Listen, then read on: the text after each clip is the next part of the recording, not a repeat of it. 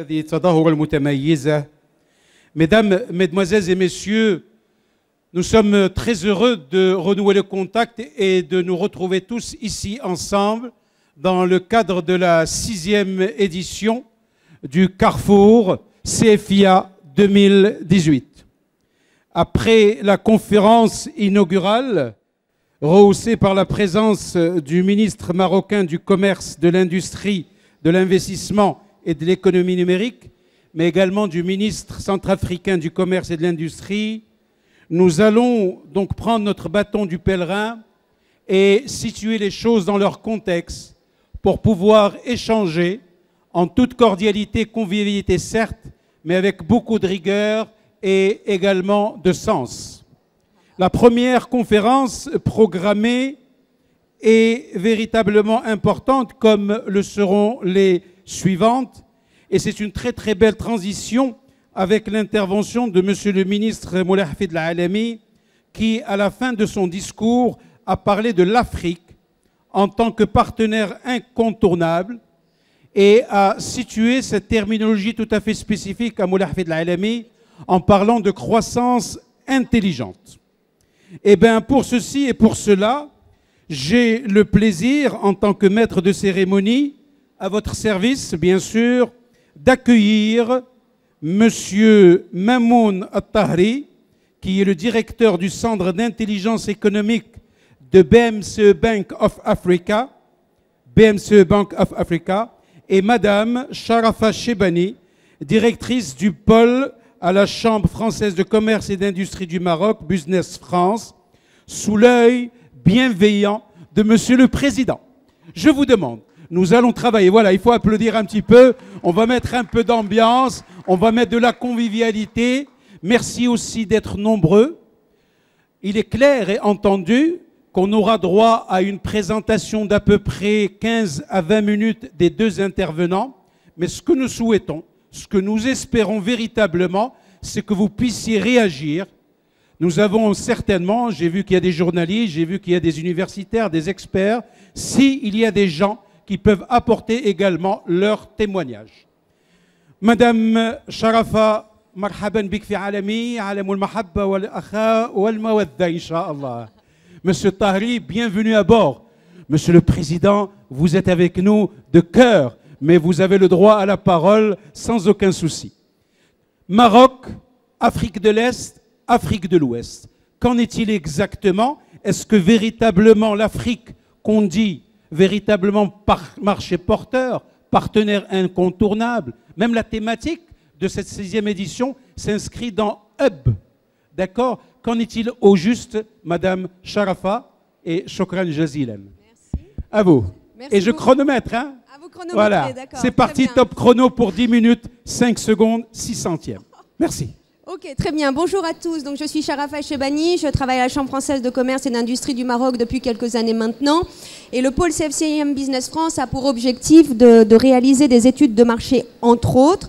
Donc, dans le cadre d'un partenariat qui lie la BMCE et la Chambre française de commerce et d'industrie du Maroc, nous avons décidé de co-rédiger un ouvrage sur l'industrie agroalimentaire et ses opportunités d'affaires au Maroc, mais également en Afrique. Voilà.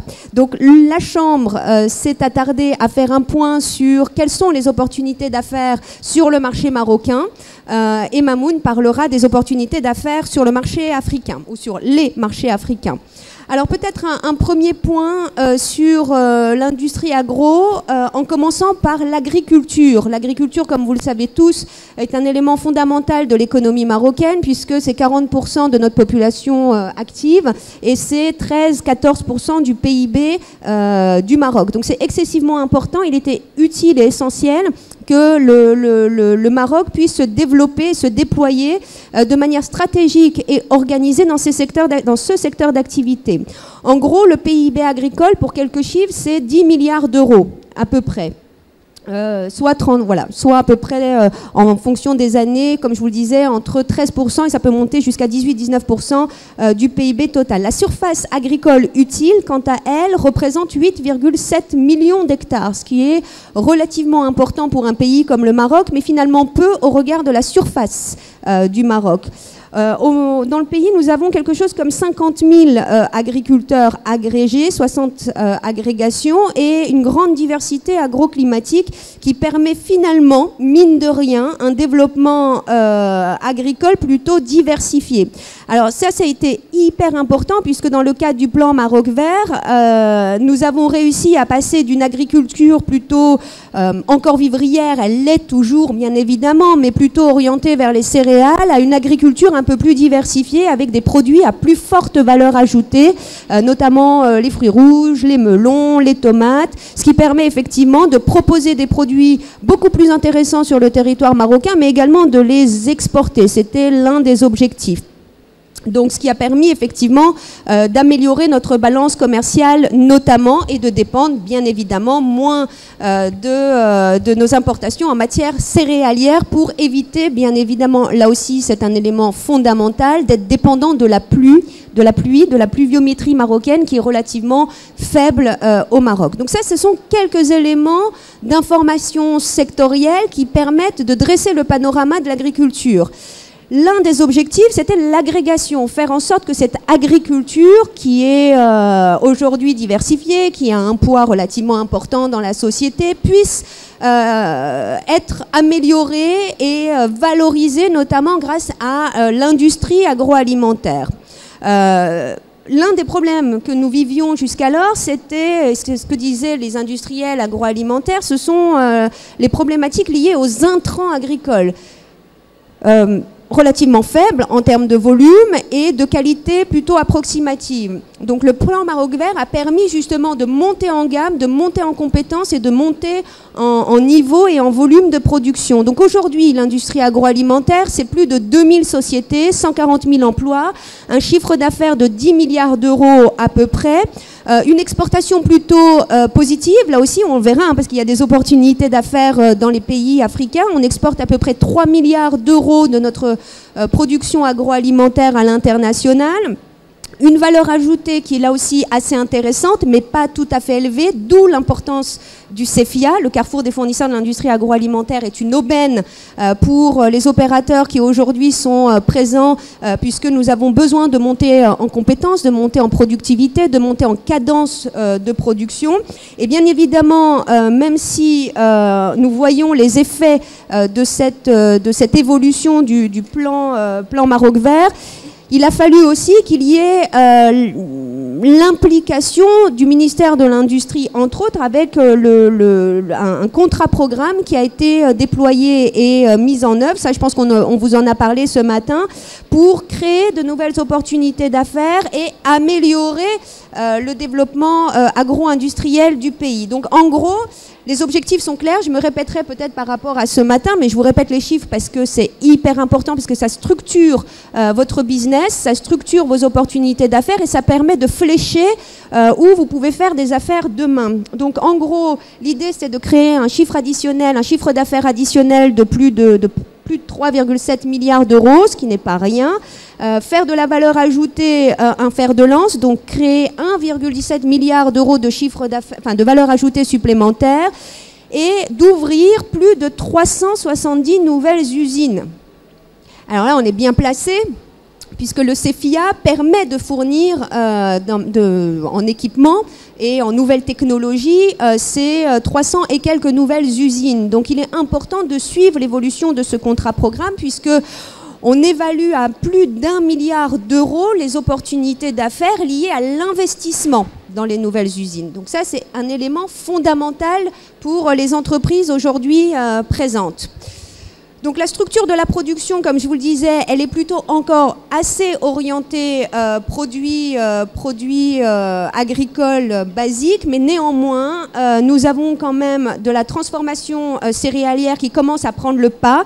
Une industrie laitière qui est de plus en plus structurée, une industrie du poisson là aussi qui requiert des opportunités d'affaires relativement intéressantes, l'industrie des corps gras qui correspond là aussi à un business relativement intéressant, et on le voit dans nos exportations que la structuration de nos exportations n'est plus simplement uniquement composée de produits sans valeur ajoutée, mais de plus en plus de produits transformés, notamment des produits de la mer, des produits sucriers et des produits transformés de manière générale.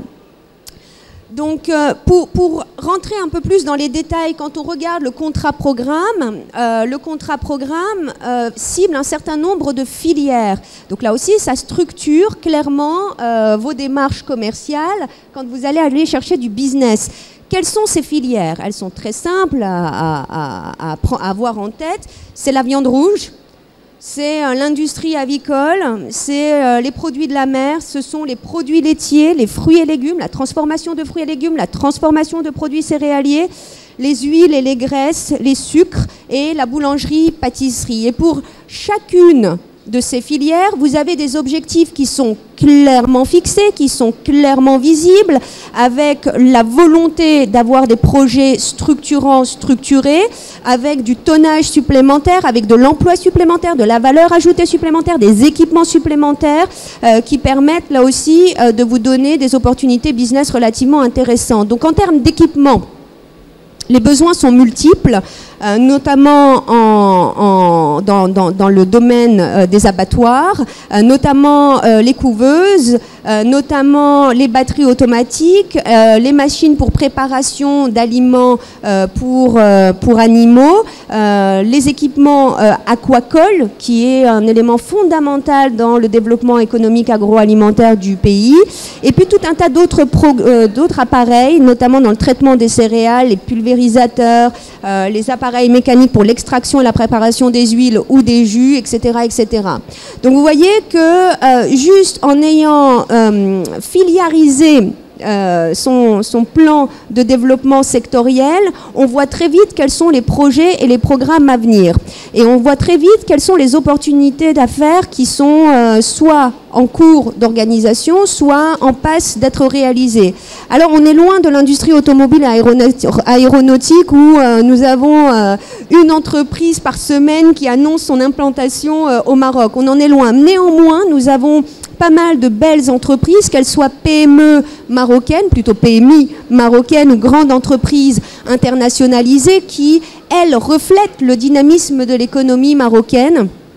Certains investisseurs sont en train d'arriver. L'un des plus importants dans le domaine de la conserverie, un Français vient d'annoncer son implantation notamment à La Laayoune. Au passage, je vous informe que la Chambre française de commerce et d'industrie du Maroc organisera au mois de novembre, début novembre, un forum de partenariat à La Laayoune pour présenter les opportunités d'affaires dans cette région, notamment en matière agroalimentaire. Donc ça, c'est un élément assez intéressant. Il faut pouvoir surfer sur ces événements pour pouvoir découvrir les opportunités que recèle et que représente le pays. Mais bien évidemment, il y a un élément fondamental qui est et qui donne des perspectives de croissance pour les entreprises que vous êtes ou celles que vous représentez, c'est l'export. Et l'export au Maroc, bien évidemment, dans un premier temps, ce sont les pays africains qui sont ciblés et qui recèlent là aussi des relais de croissance relativement intéressants. Donc vous n'avez même pas besoin de faire de transition, je viens de la faire pour vous. Donc voilà, je ne sais pas si j'ai tenu le temps, le timing. Tout à fait. Vous avez un ouvrage que nous avons co-rédigé avec la BMCE qui vous est transmis ou distribué dans les sachets. Oui. Voilà. Il est déjà à l'intérieur de vos petits sacs. C'est un véritable guide qui est celui-ci, si je ne me trompe point. D'accord, que vous pouvez lire avec beaucoup d'attention. Voilà, d'autres choses à rajouter, Madame Charafa? Super, les 10 minutes, 5 secondes, 6 centièmes. Parfait, bravo. Alors je passe le micro. Bravo. Vraiment, c'est intéressant. D'ailleurs, l'intervention de Madame Charafa suscite beaucoup d'interrogations chez moi, mais je laisserai le temps à l'audience tout à l'heure, après l'intervention de Monsieur Tahri, qui est le directeur du Centre d'intelligence artificielle à la BMCE Bank of Africa. Merci de nous faire le plaisir d'être avec nous, Monsieur Tahri. Et qu'en est-il? J'ai cru comprendre et je suis convaincu qu'au Maroc, donc, le chiffre additionnel existe, le pourcentage en PIB est intéressant. Qu'en est-il vers l'Afrique de l'Est et l'Afrique de l'Ouest exactement? Et comment la BMCE Bank of Africa peut accompagner les futurs un petit peu investisseurs ou les gens qui s'intéressent à ce marché agroalimentaire? Merci beaucoup, M. Tahri, de votre présence. Merci à vous. Déjà, je voulais saluer tout le monde. Ça fait toujours plaisir d'avoir effectivement une conférence avec de nombreuses personnes. Donc, c'est déjà un plaisir de s'adresser devant vous. Alors pour vous parler, donc on va mener de front les deux régions, qui sont donc l'Afrique de l'Ouest et l'Afrique de l'Est, qui ont plusieurs similarités et qui sur certains points diffèrent. Alors déjà, nous, dans notre manière d'aborder les choses, et dans la manière avec laquelle a été abordé ce document, on est effectivement dans une logique aussi d'exportation, mais on est surtout dans une logique d'investissement. Parce qu'on part toujours d'un principe au sein du groupe, c'est que l'Afrique aujourd'hui ne doit pas seulement être perçue comme un continent d'opportunités d'affaires uniquement d'exportation, mais aussi et surtout comme un continent d'investissement. Les besoins sont grands, il y a énormément de choses à faire. On sait que le Maroc ambitionne de rejoindre une communauté économique qui est celle de l'Afrique de l'Ouest, et pour valoriser cette intégration, pour valoriser cette présence, elle passera surtout par l'investissement des entreprises marocaines et françaises dans ces espaces africains. Alors déjà, donc, pour parler de ces deux régions, donc, ce sont des régions qui sont extrêmement porteuses, parce que ce sont les deux régions les plus dynamiques d'Afrique. Ça fait déjà depuis quelques années, tant l'Afrique de l'Ouest que de l'Est présentent des croissances du PIB supérieures à 6%, et ça quasiment dans tous les pays sans interruption, et c'est une performance qui est déjà très très remarquable. Quand on compare à l'Afrique centrale ou à l'Afrique australe, même à notre région, c'est-à-dire l'Afrique du Nord, ce sont les deux régions les plus dynamiques, avec des convergences rapides et des pays avec de grosses spécificités. Donc pour l'Afrique de l'Ouest, on voit déjà qu'ils ont des spécialisations assez marquées, en fonction de la région. Donc on a tout ce qui est le golfe de Guinée, donc tout ce qui va de la Côte d'Ivoire au Nigeria, il y a une forte spécialisation en cacao, en huile de palme. Et le reste, donc plutôt au nord, au ouest de cette zone, on a tout ce qui est plutôt céréales, fruits et légumes, produits laitiers, donc dans la zone de transition du Sahel, où là il y a beaucoup de céréales, et le reste c'est produits laitiers et légumes. Du côté de l'Afrique de l'Est, là, ils ont des traditions, et ça c'est vraiment une tradition qui est liée à la présence des Anglais. Donc la première tradition, c'est celle du thé, donc c'est une zone très anglophone, et celle de l'horticulture, donc les fleurs. En même temps, le café donc, est venu du Yémen vers Djibouti et l'Éthiopie, donc c'est intégré dans la région. On a beaucoup de céréales en Ouganda, d'élevage animalier et des fruits et légumes aussi. Alors, moi, il y a un chiffre que j'avais appris qui m'a beaucoup surpris, ça il y a déjà quelques années. Par exemple, il faut que vous sachiez que le Malien bénéficie de 3 fois plus d'eau renouvelable que le Français. Et le Malien a un niveau d'eau équivalent à un Allemand. Parce que ce sont des zones qui sont extrêmement arrosées, ce sont des zones qui ne sont pas forcément très peuplées et ce sont des terres très fertiles. Quand on voit par exemple l'Afrique de l'Est, c'est toute la zone du Rift, donc la vallée du Rift, avec des terres volcaniques et donc beaucoup de centres volcaniques qui ont fertilisé les terres. Donc il y a un très gros potentiel de production locale. Donc en termes de matières premières, ce sont des pays qui véritablement n'ont pas de manque et ont des ressources naturelles assez développées, comme l'huile de palme, comme on peut l'imaginer. Donc là, comme on voit les choses, c'est traditionnellement donc des pays qui sont ancrés sur une agriculture vivrière encore, beaucoup, surtout l'Afrique de l'Ouest. Et donc là, vous allez avoir, comme l'huile de palme par exemple, on a quelques chiffres, vous allez voir que le Nigeria produit 1 million de tonnes d'huile de palme par an, alors qu'il en consomme 2 millions. Donc c'est une zone importatrice nette. Et c'est le cas de l'ensemble de l'Afrique de l'Ouest. Donc on a des capacités, des possibilités, mais on a encore besoin d'optimiser cette production localement. Tout ce qui est céréales aussi, fruits et légumes, c'est la majorité, donc 80% de la production est surtout consommée sur place. On voit aussi que la part de l'agriculture dans le PIB, ou bien la population occupée, reste toujours fortement mobilisée. Maintenant, on voit par exemple qu'en Afrique de l'Ouest, les produits transformés commencent à représenter 39% des consommations alimentaires des ménages. Là, ça commence à être des choses intéressantes. Et puis, globalement, la consommation alimentaire reste très forte dans les dépenses des ménages, vu que à peu près entre 60 et 70% des dépenses des ménages vont dans les produits alimentaires. Donc on voit quand même qu'on est encore à des niveaux assez basiques. Après, ce qu'il ne faut pas aussi oublier sur ces histoires de consommation, c'est que quand on va voir les cas de filière, surtout celle du cacao par exemple, en Afrique de l'Ouest, on a des spécialités parce que le Ghana et la Côte d'Ivoire, par exemple, produisent entre 55 et 60% du cacao mondial. Donc, ils ont une forte capacité de mobilisation. Mais ce qu'on va voir, c'est que comme ils n'ont pas de capacité de transformation très importante, ils exportent majoritairement de la matière première qui va être transformée soit par des multinationales sur place, ou bien qui va être exportée en Suisse pour être transformée pour produire du cacao. Et ensuite, qui va rentrer dans la composition de produits chocolatés, de pâtisseries ou autres. Donc, on a une vraie mobilisation. Et vous vous rendez compte sur ces chiffres-là, il y a un potentiel qui est relativement costaud. Donc on a le cacao, on a parlé de l'huile de palme. La filière des fruits et légumes, c'est pareil. Par exemple, on était dernièrement en Côte d'Ivoire. En Côte d'Ivoire, la majorité des fruits qui sont servis sont des jus de fruits Valencia. qui arrivent et qui sont exposés.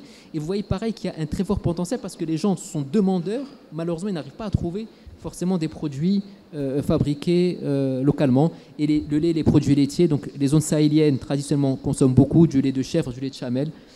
Après, le reste de l'Afrique de l'Ouest n'est pas forcément très, très demandeur. En termes de l'Afrique de l'Est, il y a une segmentation cette fois-ci qui est plus basée sur les besoins locaux.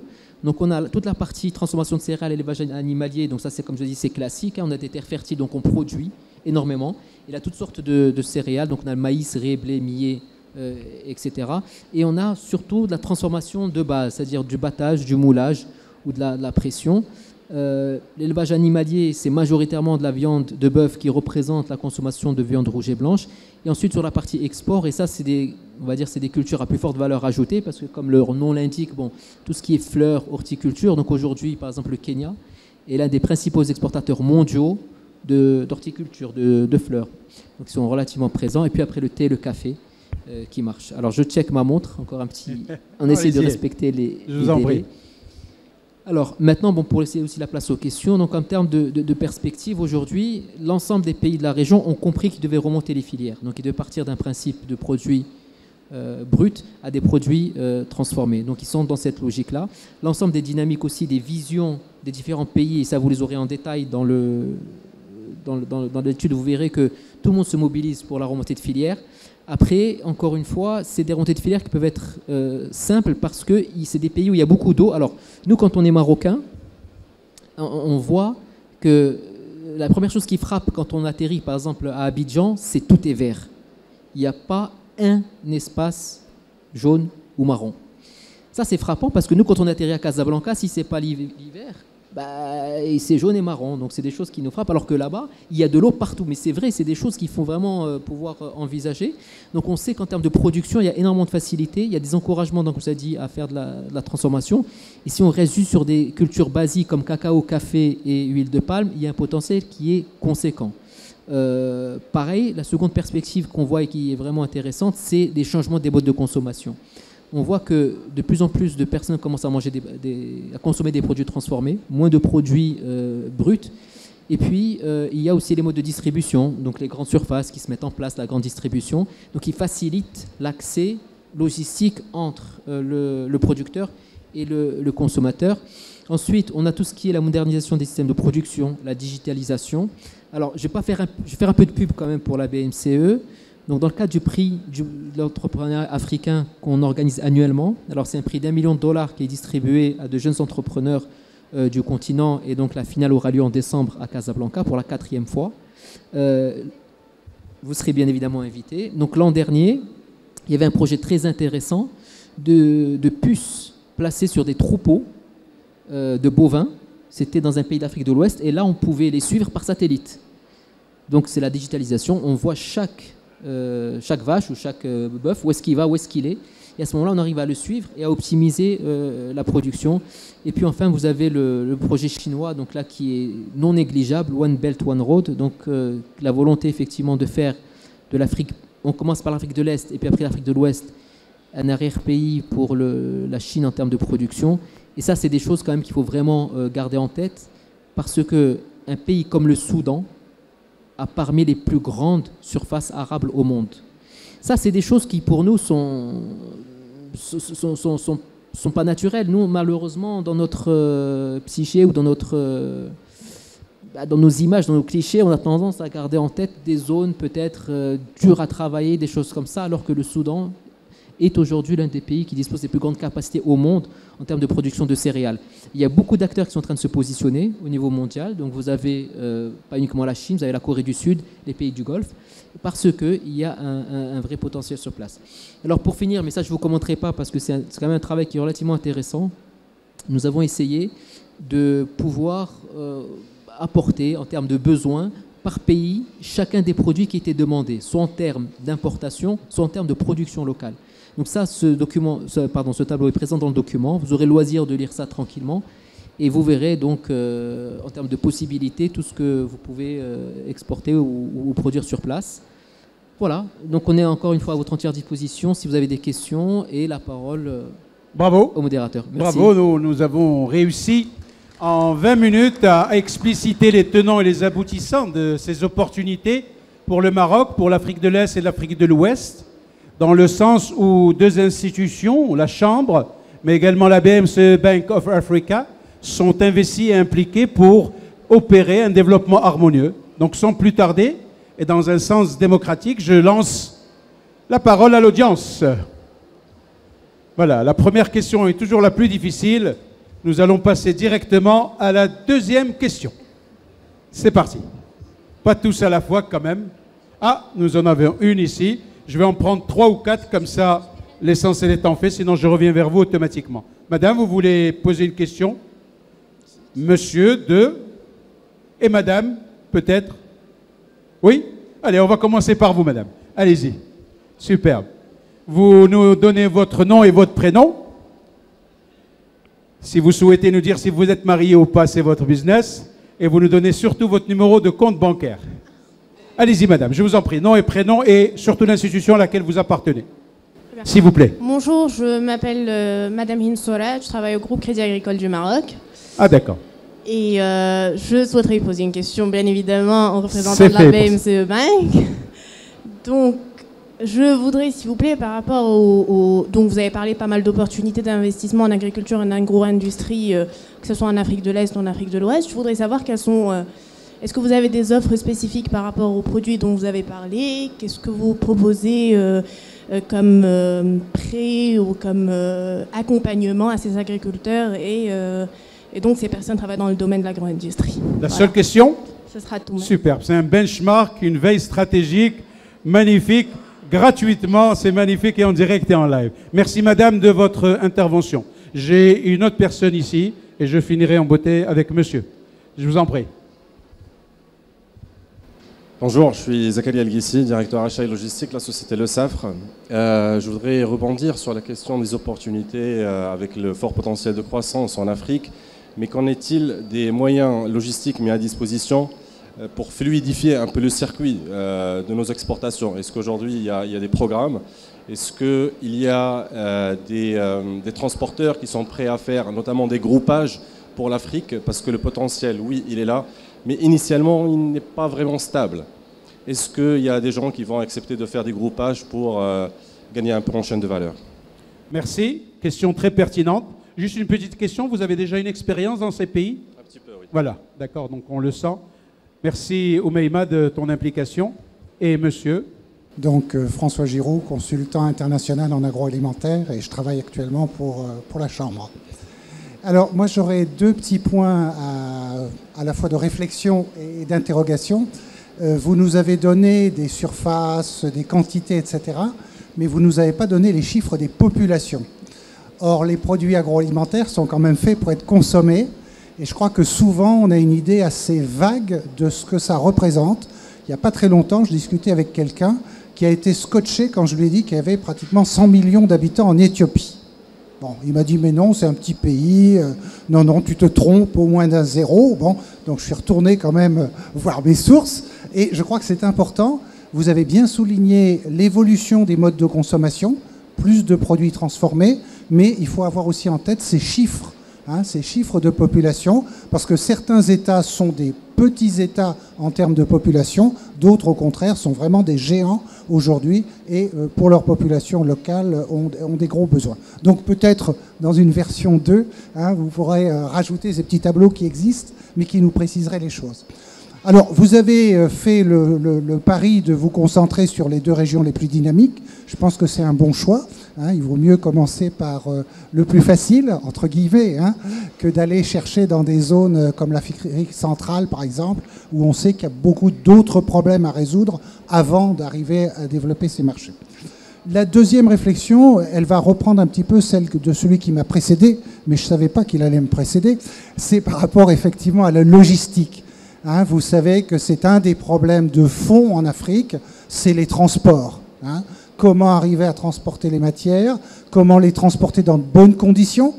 Il y a énormément de produits qui sont récoltés correctement. Borchamp, ils sont excellents. Et après 500 km de pistes infernales, pratiquement, on récupère de la purée. On a des taux de perte post-récolte considérables. Donc, question à tous les deux, est-ce que dans les analyses que vous avez pu faire, il y a des points qui vous montrent que ce problème de la logistique, du transport, va dans le bon sens et permettra effectivement des échanges fructueux, des échanges win-win entre le Maroc, les autres pays, parce que pour avoir vécu dans de nombreux de ces pays, je sais que ça reste un problème important. Merci. Merci. Constat, réflexion et question. Vous avez très bien fait votre travail de consultant international. Y a-t-il peut-être une quatrième et dernière question avec votre et ma permission avant que nos intervenants panélistes puissent intervenir? Une fois, deux fois, trois fois, c'est noté, c'est acté.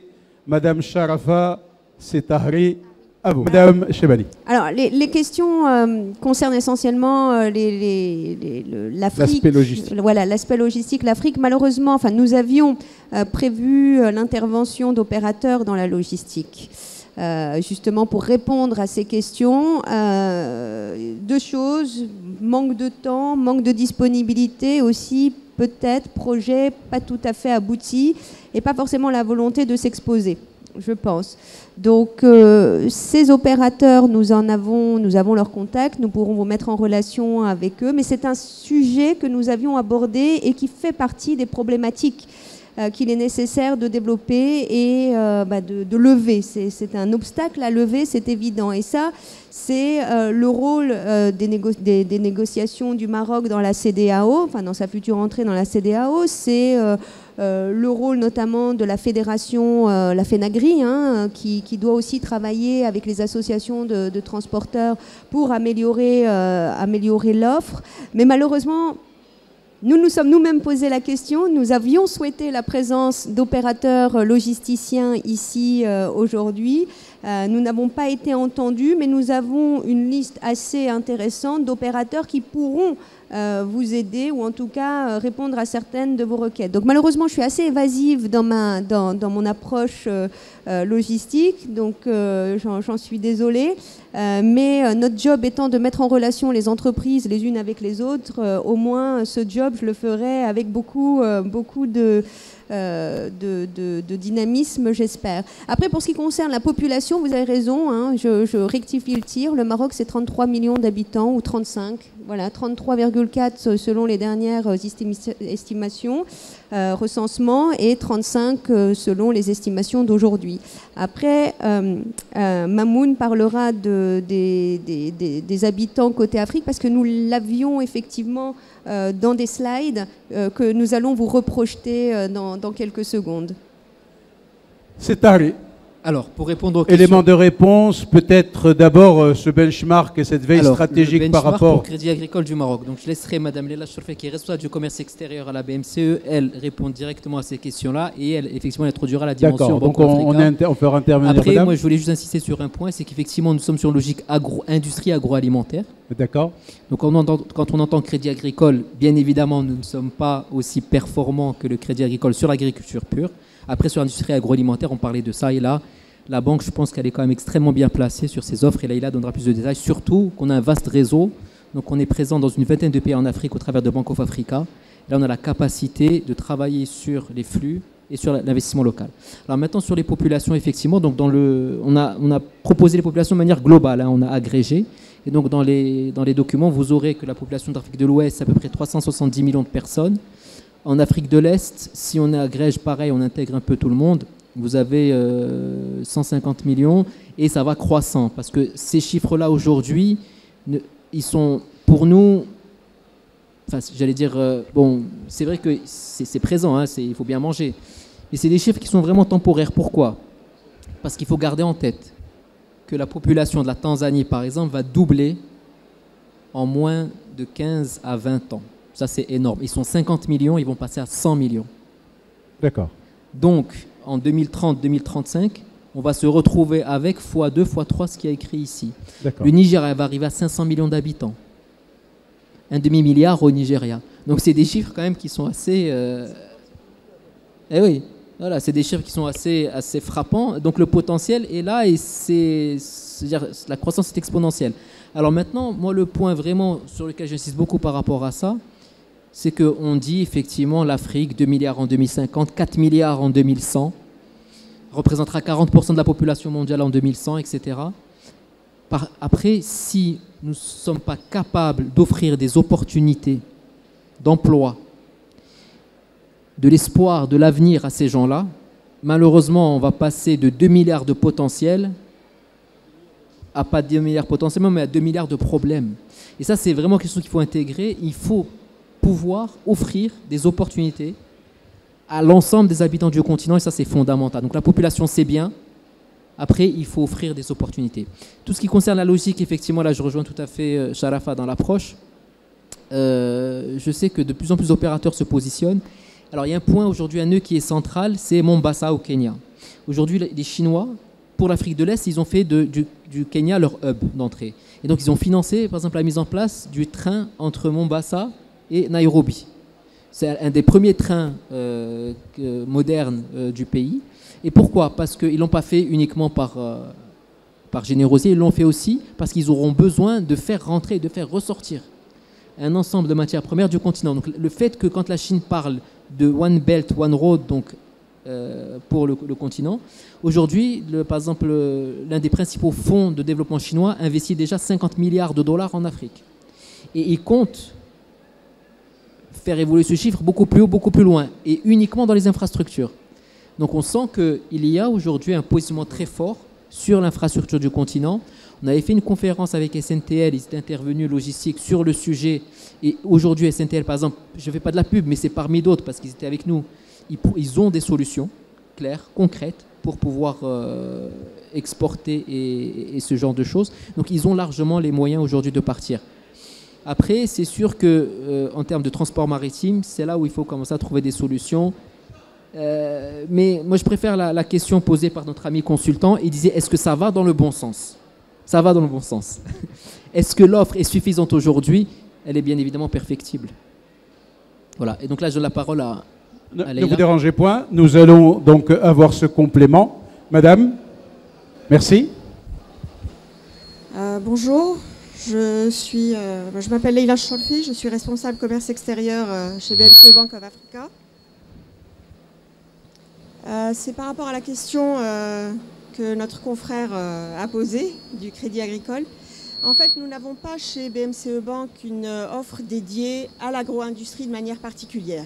Maintenant, c'est un secteur sur lequel nous nous penchons énormément et toutes les offres qui existent pour tous les secteurs industriels sont bien sûr valables pour ce secteur aussi.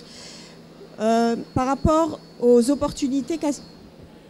Juste rapprocher, comme ça il n'y a pas de souci pour qu'il n'y ait pas de... Par rapport aux opportunités qu'offre ce secteur aux entreprises marocaines sur le continent africain, il y a effectivement deux cas de figure. Il y a celui de l'exportateur et il y a celui de l'investisseur. Pour ce qui est des entreprises qui exportent vers le continent, nous avons toute une panoplie d'instruments pour sécuriser les paiements de toutes vos exportations. Après, et bien sûr sur place pour financer les investissements qui sont liés à la production de ces biens qui vont être exportés. Par la suite, mon collègue Mamoun Tahri disait qu'on encourage encore plus l'investissement que l'export, compte tenu des opportunités, compte tenu aussi du partenariat qu'on souhaite mettre en place avec ces pays. Et compte tenu des spécificités aussi de certains pays. Dans certaines zones, il est plus intéressant d'investir, de trouver un partenaire local pour mettre en place son projet, plutôt que d'exporter et de distribuer. Et dans le cas de l'investissement, là, on s'appuie sur notre réseau de filiales.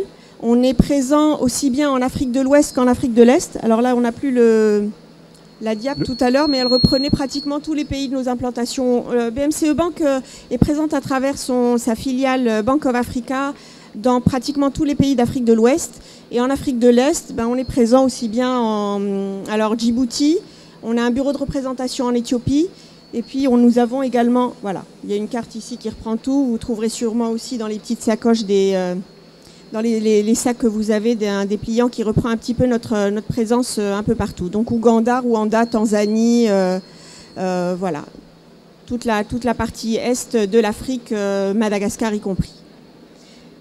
Et là, on est là pour vous mettre en relation avec nos filiales qui, elles, sont sur place pour vous mettre en contact avec des partenaires potentiels, voire même financer vos investissements sur place. Merci, madame, de ce complément d'information pour votre concert du Crédit Agricole. C'est bon pour la réponse? Super. Y a-t-il des compléments au niveau logistique? Nous regrettons qu'il n'y ait pas, bien sûr, un professionnel qui puisse nous donner encore plus d'informations. D'accord? Ça aurait été intéressant pour compléter véritablement le tour d'horizon. Il y a des exposants logistiques, madame Charafa? Très, très bien. Alors, madame Charafa, je vais revenir vers vous avant de laisser. Vous dites tout à l'heure, nous voulons créer un chiffre additionnel. Pour cela, il faut monter en compétences et en niveau. Qu'est-ce que vous entendez par monter en compétences et en niveau? Est-ce que c'est un élément avec les ressources humaines, avec la formation, avec quelque chose, ou bien une mise à niveau un petit peu à tous les niveaux de la chaîne de valeur? Alors, je dirais que c'est plutôt global. Quand je parle de monter en compétences, de manière générale, c'est déjà la formation. Il est clair que dans le milieu agroalimentaire, comme dans d'autres secteurs d'activité, la formation est une nécessité. 1, pour maîtriser le process industriel, 2, pour le pérenniser, et 3, pour l'améliorer. Donc il y a un besoin, si on ne veut pas être juste... je sors d'une conférence ce matin dans l'industrie auto et aéro, on disait on ne veut surtout pas être un pays low cost, on est un pays best cost, on veut de la recherche et développement, on veut de l'innovation. Donc on n'est pas là pour juste faire du copier-coller ou dire ce qu'on nous demande, ce que d'autres nous demandent de faire, mais au contraire d'être plutôt proactif et d'être dans la recherche et puis aussi aller vers le bien-être de la population. C'est-à-dire qu'aujourd'hui, il y a quand même tout un mouvement sur le bien manger, le manger sain. Hein, ces derniers jours, on a quand même entendu des choses, on va dire, pas très sympathiques pour le consommateur. Donc il est important qu'au niveau marocain, qui a une culture du produit agricole pur, puisse avoir aussi confiance aux produits transformés. Donc pour avoir confiance en ce produit transformé, le marketing seul ne suffit pas. Il faut aussi que la qualité du produit soit au rendez-vous.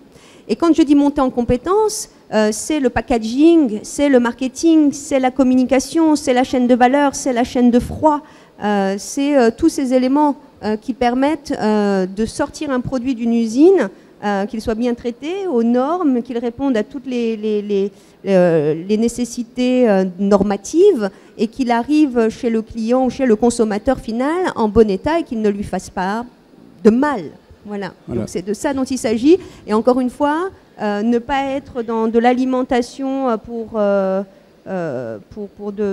basique, mais plutôt évolutive pour éviter effectivement une déperdition au niveau sanitaire, au niveau de la santé. D'ailleurs, monsieur le ministre en a parlé véritablement ce matin concernant ce bien-être. Tout le monde est concerné. Voilà, concernant le packaging, concernant tous ces éléments de la chaîne de valeur.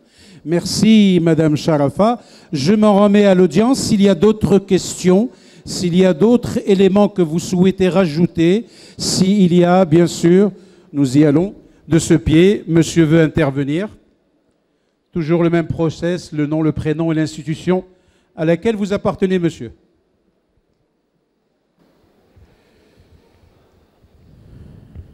Bonjour, Dadoun, multi-conseil service, je suis consultant. En termes de recherche et développement, ne croyez-vous pas que c'est le pourcentage réservé sur le PIB, il est trop faible au niveau du Maroc, il est de 0,8%. La France, elle est à 2,21%. L'Allemagne et le Japon, 3,4% sur le PIB. Alors, est-ce que vous ne croyez pas que le moment est venu pour qu'on fasse un effort, pour qu'on puisse améliorer les choses au propos des recherches de développement? Parce que c'est ça ce qui va améliorer l'ensemble. On parle de la logistique, on parle de la transformation, on parle de... on va parler plus tard de la valorisation des produits agricoles en créant des structures qui vont valoriser le produit. Je parle de la transformation.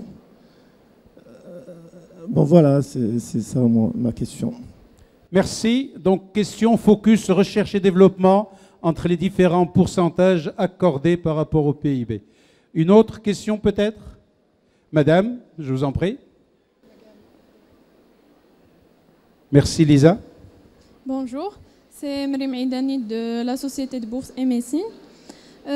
Pour ma question, je m'attarderai plutôt sur l'aspect réglementaire. Et je voulais savoir s'il y a des encouragements de l'État dans ce sens, principalement s'il y a des subventions octroyées pour encourager les exportations agroalimentaires et aussi s'il y a des accords de libre-échange. Voilà. Merci beaucoup, madame. Je vous invite à être avec nous dans la prochaine conférence qui, elle, parlera de tout le cadre réglementaire, mais probablement, d'accord, sur le contrat-programme, exactement sur le plan.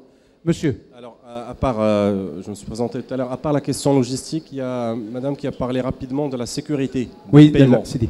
Est-ce qu'aujourd'hui, avec les banques, on a un type, on va dire, de protocole qui vont nous protéger un peu, parce que parler de l'aide de crédit, parler de quelque chose qui va sécuriser le paiement avec des prospects qui ne sont pas très structurés en Afrique, c'est un peu difficile. D'accord. Est-ce que pour ce type de marché, on aura une sécurité et un business model nouveau à appliquer? Bien. RD, sécurisation, cadre réglementaire. Une deuxième question, monsieur? L'avant-dernière peut-être ou la dernière en fonction de l'état d'avancement des choses. Oui, monsieur. Excusez-moi si j'ai monopolisé un petit peu la question sur le micro, mais ma deuxième question se focalise sur la balance commerciale au Maroc qui est déficitaire. Donc, connaît-il aujourd'hui, madame a parlé de 14% sur le PIB, ça représente 14%.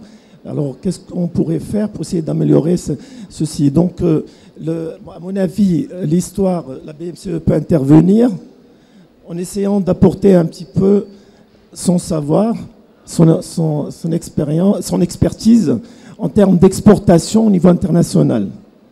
Voilà, merci. Merci, monsieur. On s'en remet. Je crois qu'il y a des interpellations qui sont faites à un niveau. Je ne sais pas si madame peut répondre à l'aspect sécuritaire. On va commencer par madame en la remerciant d'être impliquée avec nous. Merci beaucoup. Effectivement, une des premières préoccupations, c'est de sécuriser son paiement. Là, c'est vrai que dans le secteur de l'agro-industrie, vous avez souvent affaire au secteur informel ou un secteur qui est moins formel, moins formalisé que dans d'autres secteurs d'activité.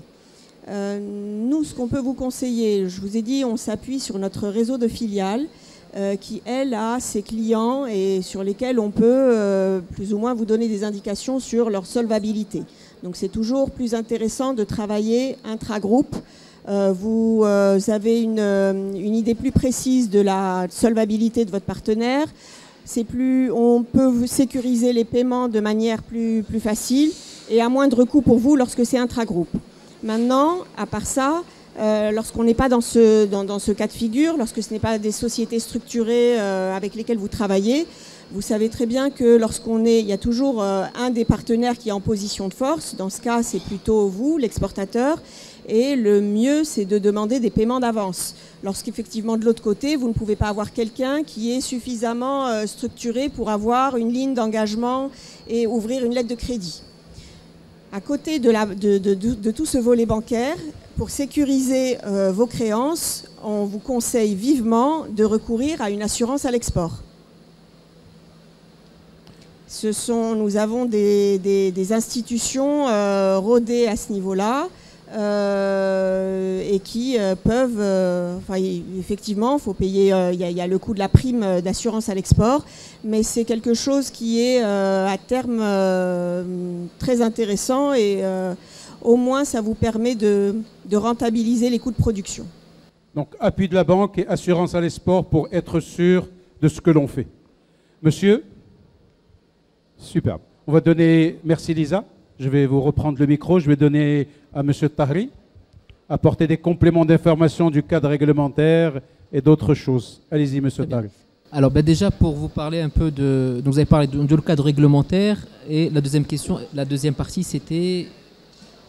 Libre-échange. Alors je vais commencer par les accords de libre-échange. Donc là, l'un des premiers accords de libre-échange, c'est effectivement avec la CEDEAO. Donc, le Maroc travaille dessus. Et des conclusions à la présence de l'entrée du Maroc, donc il aura une libre circulation claire et nette des biens avec les pays de la zone de l'Afrique de l'Ouest. L'Afrique de l'Est, effectivement, c'est plus compliqué. Il y a quand même une question de droit tarifaire à l'importation. Après, n'oubliez pas aussi qu'il y a un second niveau qui est en train de se mettre en place. Cette fois-ci, c'est la zone de libre-échange continentale, la ZLEC. Donc 48 pays ont signé. 6 pays ont déjà ratifié et donc il ne reste que 6 pays qui restent à confirmer et à ce moment-là, on pourra pareil mettre en place la ZLEC dans sa globalité. Il y a une volonté aussi de faire baisser les barrières non tarifaires, donc là c'est tout ce qui est normes phytosanitaires, les quotas, etc. Pareil, si on les enlève, on sera aussi dans une logique, on aura la capacité d'exporter plus globalement en Afrique. Donc en Afrique, ça se présente plutôt bien en termes de zone de libre-échange. Maintenant, en termes de réglementation et d'incitation, donc ça aussi, on avait fait une conférence à Mohamedia il y a 2 ans, je crois, et on avait beaucoup parlé de tout ce qui était incitation à l'exportation pour les entreprises marocaines. Donc aujourd'hui, alors je ne sais plus si c'est un secrétariat ou un ministère du Commerce extérieur maintenant, le secrétariat du Commerce extérieur a énormément d'incitations. Donc ce sont des incitations. Alors déjà, ça commence de manière basique, si je vais exposer à l'étranger. Voilà, donc on me rembourse une partie de mes frais d'exposition. Nous, on faisait beaucoup avec Maroc Export des caravanes.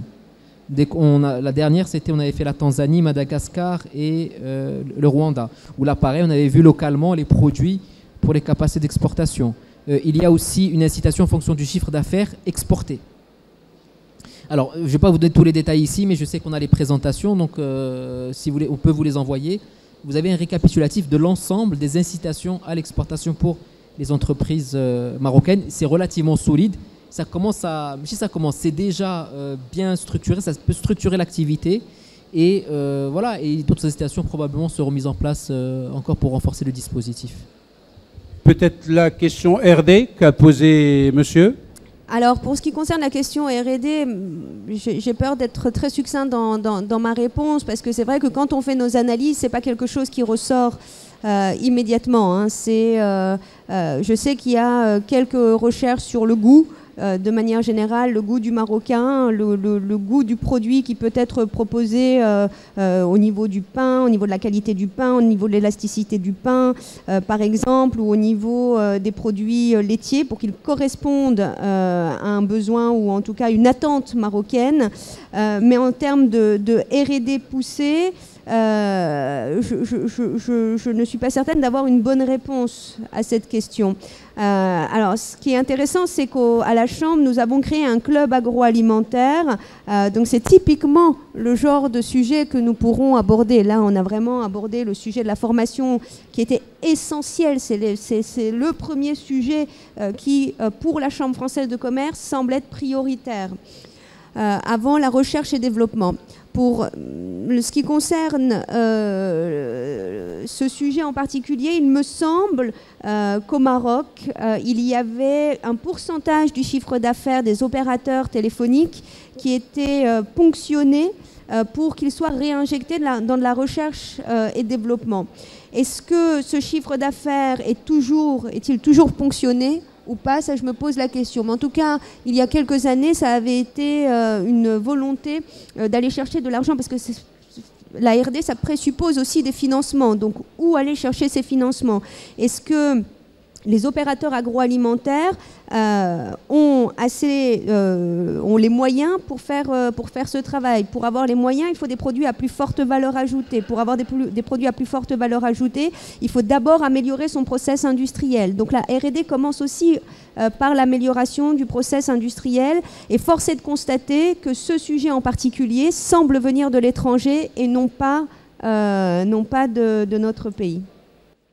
Merci beaucoup Madame Sharafa de tous ces compléments d'information. De prime abord, je tiens à remercier l'honorable assistance d'être aussi nombreux, aussi assidus et aussi disciplinés. Questions, réponses, c'était vraiment mignon, sympathique. Bien sûr, au mon nom personnel et au nom du comité d'organisation, je remercie Monsieur Tahri et Madame Sharafa de nous avoir apporté. Il reste cependant à votre écoute pour vous accompagner en tant que Chambre française de commerce et de l'industrie au Maroc et en tant que BMC Bank of Africa. Ladies and gentlemen, mesdames, mesdemoiselles et messieurs, Anisati, Saïdati, Sadati, il y a du live. Monsieur le Président, vous souhaitez un dernier mot du Président. Un dernier mot du Président. Moi, je pensais que c'était l'œil bienveillant. Maintenant, c'est la bouche parlante. Monsieur le Président, je vous en prie. C'est un piège de Sharafa. Merci. Ouais. Non, je voulais simplement vous dire merci d'avoir été avec nous cet après-midi. L'Afrique, moi, j'y crois énormément et l'agro-industrie aussi.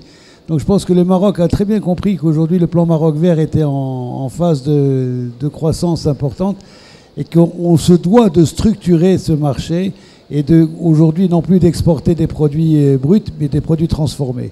Donc sur la logistique, je ne voudrais pas dire un mot, mais je sais qu'aujourd'hui les ports sont en train de s'équiper partout en Afrique et que même sur le Maroc, où on a un forum à Laayoune, SNTL, je ne fais pas de pub non plus pour SNTL, mais il y a un parc de logistique de 30 hectares qui est dédié pour faire un hub sur l'Afrique.